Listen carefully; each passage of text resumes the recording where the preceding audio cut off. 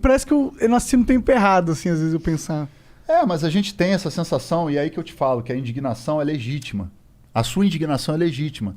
A indignação dessas pessoas que estão aí, vou votar nulo, vou anular, que odeiam política, acham que todo mundo é bandido, é legítima. Por quê? Essas pessoas estão historicamente roubando vivendo a gente. processos, não, vivendo expostas a processos, que em 500 anos o Brasil, que é um país colônia, não conseguiu se emancipar. Foi o último país a abolir a escravidão do mundo. Exatamente. As pessoas acham que quem aboliu a escravidão foi a Princesa Isabel. Não foi, porra. É isso que ensinam na escola. Na escola... Entende? Então, assim... por isso que eu sou puto com estrada. A escola não ensina as coisas importantes. Mas dá pra você criar modelos, estragos históricos. Você não acha que esse negócio de direita e esquerda não é uma das ferramentas usadas pra confundir a população? Porque, de verdade, eu não sei se existe um ser humano de esquerda e um ser humano de direita. Existem seres humanos, eles têm... Tipo... sabe uma coisa que acontece? Você pega um programa público, tipo Bolsa Família, que é um programa público. Ele não é um programa de direita ou de esquerda. Ele é algo que tem uma lógica, um sistema que funciona ou não, tá ligado? Ele não tem um lado necessariamente. Mas aí o Bolsa Família acaba pegando a bandeira de esquerda pra ele, e aí pessoas que se consideram de direita nem gostam dessa ideia, porque é de esquerda, mas na verdade, se ela for pra pegar, pra analisar realmente, é uma boa ideia que eles gostam, tá ligado? Você acha que essa esquerda-direita não acaba, tipo, sendo usado pra essa polarização? Porque eu não me considero de esquerda nem de direita, tá ligado? E eu não sinto que eu tenho a necessidade de me posicionar em um desses lados. Ok. Assim, é importante a gente entender o conceito de direita e esquerda. Lá da época da Revolução Francesa. Exatamente. Né? A direita ficava no parlamento ao lado da burguesia, e a esquerda ficava ao lado da classe trabalhadora. Então, na verdade, esse conceito de direita e esquerda ele vem muito dessa percepção que, obviamente, hoje em dia no mundo ela se amplificou de várias formas. Para várias maneiras de se colocar, como a social-democracia, né? Ou o marxismo, se o cara quiser discutir o marxismo, ou o liberalismo, se o cara quiser discutir o liberalismo. Então, o Brasil é um país muito... É um país continental, com diferenças históricas muito gigantes, com características muito complexas, que você não vai conseguir colocar num potinho e dividir esquerda e direita. Mas você tem que olhar para o Brasil, aí eu digo você como eleitor, né? Não estou falando como... Pessoa. Você político. Político. Falando você como eleitor. Entendi. Você tem que se olhar dentro desse país que você vive e falar assim, porra, o que está me afetando aqui? Quais são as pautas que me afetam? Por exemplo, você acha que hoje no Brasil é possível a gente privatizar o SUS?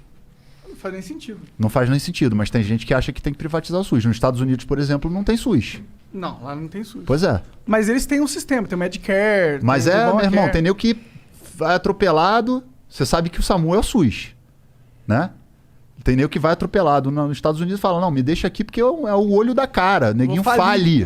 Sim, o Breaking Bad é um cara que tem câncer e vira traficante para não falir. Porque o tratamento de câncer dele é uma fortuna. Não, isso é um grande problema lá mesmo. O SUS vai tratar o câncer. SUS tem problema? Tem. Tem problema. Por quê? Porque tem pessoas espalhadas pelos setores públicos, que são pessoas que estão ali para benefício próprio. Isso chama-se patrimonialismo. O cara entra para poder garantir alguma coisa que vai dar benefício para ele. E foda-se todo mundo. Então o problema é o SUS? Não. O problema é esses caras, da forma que ele está sendo conduzido. Forma. Então o SUS é uma política que atende a uma parcela grande da população, e se não fosse o SUS, a gente já está numa situação muito pior do que a gente está hoje. O SUS é capaz de vacinar 8 milhões de pessoas por dia. É um exemplo no mundo. Só se tiver vacina, né? Se tivesse a vacina, a gente já estaria vacinado com o SUS. Então, assim, vou dar voucher. Pô, cara, vai conhecer o Brasil. Dá uma olhadinha no Nordeste. Então o cara entrar no sistema de voucher já tem várias barreiras. Né? De certa forma, o Bolsa Família é uma espécie, né? O cara que defende voucher fala isso. Mas a realidade é muito diferente. Não dá pra gente ter a realidade de São Paulo e descobrir como é que funciona o Brasil no Norte, no Nordeste. Eu conheço o Brasil, cara. Eu rodo o Brasil há 23 anos. Eu já fui em lugar que artista nem vai. Pego 5, 6 horas de barco pra dentro do Amazonas. E que, porra, tinha uma cidade lá que todo mundo vivia de Bolsa Família. Aí eu cheguei pro cara e falei, qual é a economia aqui? Todo mundo aqui vive de Bolsa Família, mas virou um bando de vagabundo, porque começaram a ganhar Bolsa Família e não querem mais trabalhar. Eu falei, mas qual era o trabalho que tinha aqui? Aí o cara tinha que cortar cana, sei lá, fazer um trabalho braçal. Quanto é que você pagava pros caras? Uma miséria. Aí o cara não vai, óbvio que o cara não vai, o cara se toca que ele tá sendo explorado. Entendeu? O cara fala, pô, eu tô ganhando aqui o Bolsa Família, o cara tá querendo me explorar, me botar debaixo do sol, não tem direito a porra nenhuma. E tá ganhando dinheiro pra caralho, e eu tô ganhando uma miséria. Então, assim, você tem que tentar entender quais são as políticas que te atendem. Por exemplo, a universidade pública. Você é contra ou a favor? Eu sou a favor, pode ter, mas eu acho que o foco do Estado tem que ser na educação de base. Que eu acho que é o mais importante, é você formar o cidadão para pensar criticamente. E uma coisa não anula a outra. Não anula, mas se você formar o cara de base mesmo, ele tem total condição de arranjar um emprego e de ser uma pessoa que não vai depender do Estado, entendeu? Não, mas assim, quando a gente está falando de educação de base, a gente está partindo do princípio de que o Brasil, teoricamente, seria um país que todo mundo receberia a mesma educação de base. Foda, a gente está falando de algo de que alguém... utopia. Exatamente. De utopia. Mas dentro da realidade do Brasil, que é o que a gente está lidando aqui, a gente tem que olhar para o Brasil e ver que a gente sabe que não existe isso, né?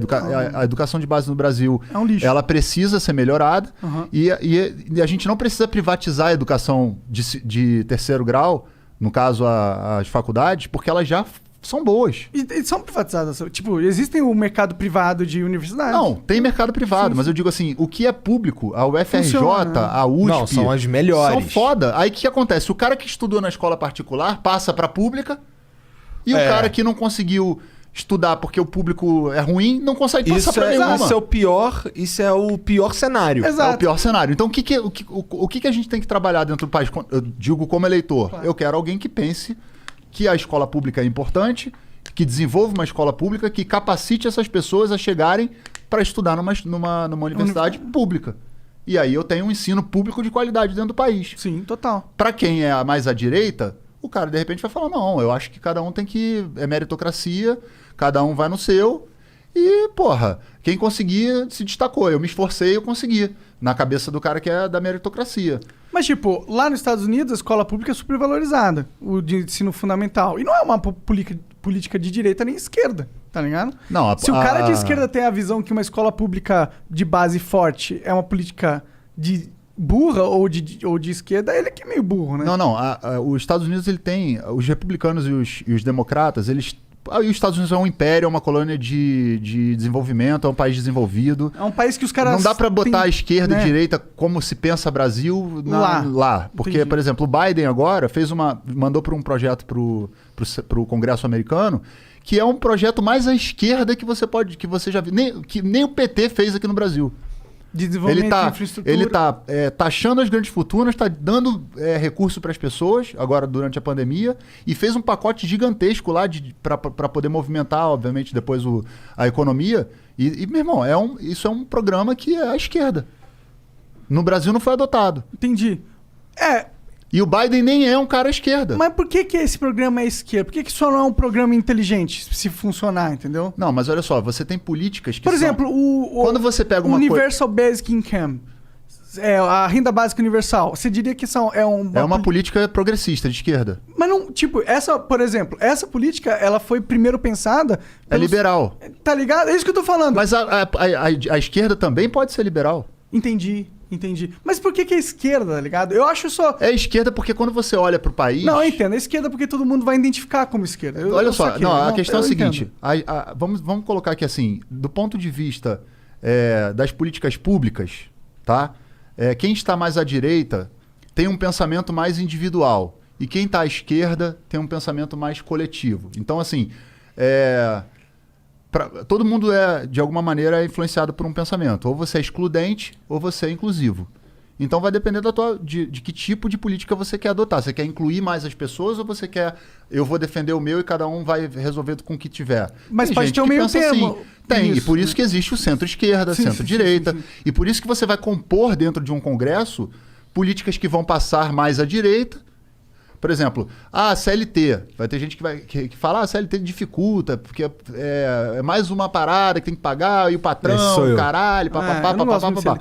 Beleza. Aí vai ter o cara que é o trabalhador e vai falar, porra, tá bom, mas você tá querendo me botar de uma maneira terceirizada, aí eu quebro a perna no meio do caminho, e aí eu fico fudido. Que nem outro dia eu vi um motoboy lá onde eu moro, o cara tava dirigindo para um restaurante, foi atropelado, e aí o dono do restaurante chegou lá, o cara tava indo entregar a comida do restaurante, só que o cara é terceirizado e o dono do restaurante não tem nada a ver com isso. Ele vai ficar 3 meses sem trabalhar e foda-se. Quem preserva esse cara? A empresa que terceiriza ele não... Ah, ele é o funcionário Deve ser próprio, iFood, né? um bagulho assim, né? Essas paradas. Então, assim, tem que se tomar cuidado, porque a gente tem que pensar as coisas de maneira que a gente pense numa situação da qual a gente não vive. Bom, em teoria ele vai se tratar no SUS, né? Em teoria ele vai se tratar no SUS, mas como é que ele vai alimentar a família dele se ele não tá conseguindo trabalhar? Em teoria ele podia pegar um seguro-desemprego, né? Se tivesse contemplado, né? Mas hoje é difícil. Aí né? quando você é terceirizado, você não tem. Entendi. Eu acho que podia ter um negócio de seguro-desemprego contemplando os terceirizados. Aí tem um monte de coisas que tem que ser discutidas que, porra, vão ser coisas que vão proteger mais. Ou então até um esquema E é um debate saudável, cara. Claro. Não pode ser aquela porra de guerra. Não, eu tenho razão, você tem razão. Não, peraí, vamos botar no papel aqui, vamos sentar com todo mundo. Eu acho que se tivesse um esquema de... Vamos lá, vamos falar da CLT. Se o meu grande problema com a CLT é que quando eu era CLT, tinha uma grande... Eu pegava meu contra-cheque, grande parte da minha grana ia pra uma poupança que eu não queria que fosse. Sim. Tá ligado? O FGTS. Mas ela ia. E, porra, aqui com a gente, por exemplo, os caras que trabalham pra nós, a gente contrata as empresas dele e a gente paga o que a gente consegue pagar. Então imagina, se eu só consigo pagar isso aqui, eu consigo pagar, sei lá, 3 mil reais pro cara, e aí ele é CLT, na verdade ele vai ganhar 1.500, 1.600, vai.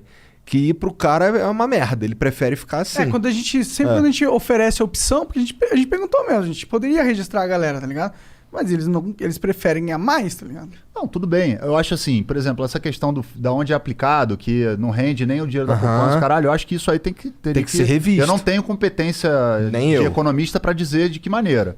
Mas eu acho que, de fato, é uma coisa que faria sentido, né? Vamos botar um fundo de garantia ali que tá rendendo pro cara, quando ele tirar, tem um rendimento alguma coisa. Pelo menos isso. Acho que trazer um economista aqui, um cara que seja para explicar e tal, seria a melhor forma. Eu tô tentando dizer que o conceito de direita e esquerda, ele tá muito vinculado aos interesses de quem que tá sendo defendido. Sim. Claro. Entende? Então, assim, é óbvio que o cara que que tem muito dinheiro, muitas propriedades, etc, porque você vai ver o regime tributário dessas pessoas e ele tá pagando muito menos imposto do que nós que somos classe média. Se a gente fosse... Com certeza. E do que o pobre que tá pagando o mesmo imposto que eu e você que temos alguma condição, o pobre tá pagando o mesmo imposto.